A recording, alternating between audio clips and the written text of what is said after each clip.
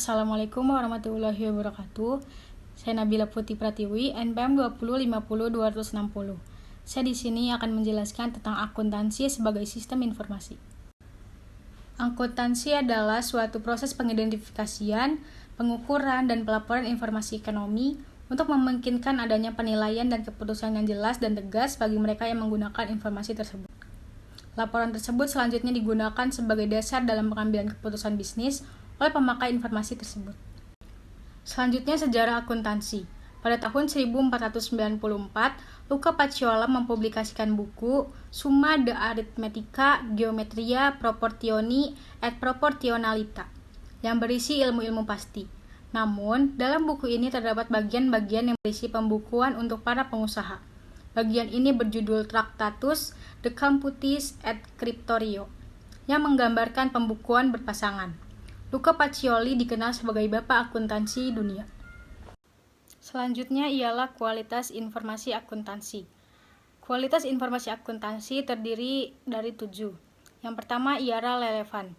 Informasi itu harus bisa mempengaruhi kebijakan yang diambil perusahaan dengan memprediksi hasil dari peristiwa masa lalu, sekarang, dan masa depan.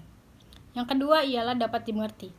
Maksud dari dapat mengerti ialah menyajikan informasi penting itu bagus, tetapi penting jika informasi mudah dimengerti oleh para pengguna informasi akuntansi. Yang ketiga ialah daya uji. Agar kebenarannya informasi terjamin, informasi keuangan itu harus dapat diperiksa oleh pihak lain, sehingga menghasilkan pendapat yang sama dengan kita. Yang keempat ialah netral. Maksud dari netral ialah informasi akuntansi harus bersifat netral, tidak memihak kepada kepentingan tertentu. Yang kelima ialah tepat waktu. Maksud dari tepat waktu ialah informasi akuntansi yang disajikan harus tepat waktu, agar pengambilan keputusan perusahaan juga bisa dilaksanakan pada waktu yang sudah direncanakan. Yang keenam ialah daya banding. Setiap informasi akuntansi, terutama laporan keuangan, harus bisa dibandingkan antara laporan yang satu dengan yang lainnya. Yang terakhir ialah lengkap. Maksud dari lengkap ialah informasi akuntansi yang disajikan tidak boleh setengah-setengah. Harus lengkap dan bercakup semua kebutuhan bagi para pemakai informasi akuntansi. Prinsip akuntansi terdiri dari 5 macam. Yang pertama ialah basis aktual, yang kedua kelangsungan usaha, yang ketiga kesatuan usaha, yang keempat pengaitan biaya, dan yang kelima adalah harga perolehan. Dengan mengacu pada prinsip-prinsip dasar akuntansi tersebut, maka proses kegiatan akuntansi meliputi tahapan-tahapan sebagai berikut. Yang pertama ialah tahapan pencatatan transaksi. Yang kedua, tahap penyiapan laporan keuangan. Dan yang terakhir ialah tahap penyajian laporan keuangan. Selanjutnya ialah konsep dasar akuntansi. Konsep dasar laporan akuntansi terdiri dari 11. Yang pertama ialah konsep entitas usaha. Yang kedua, konsep kelangsungan usaha. Yang ketiga, konsep dasar keuangan. Yang keempat, konsep realisasi penghasilan. Yang kelima, konsep harga pokok. Yang keenam, konsep perbandingan antara penghasilan dan biaya. Yang ketujuh, konsep konsistensi. Yang kedelapan, konsep penjelasan dan pengungkapan. Yang kesembilan ialah konsep materialitas. Yang kesepuluh, konsep hati-hati. Dan yang kesebelas, konsep biaya. Pemakai informasi akuntansi ada 2, yaitu pihak intern atau pihak dari dalam. Yang kedua ialah pihak ekstern, pihak dari luar perusahaan. Pihak dari dalam perusahaan atau pihak intern ialah contohnya manajemen. Dan pihak ekstern atau pihak dari luar ialah pemilik, investor, karyawan, kreditor, pemasok, pelanggan, pemerintah, serta masyarakat. Selanjutnya ialah profesi akuntansi.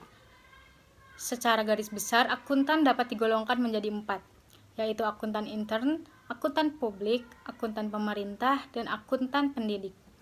Akuntan intern adalah seorang akuntan yang bertugas pada organisasi atau perusahaan dan bisa juga disebut akuntan manajemen. Yang kedua ialah akuntan publik.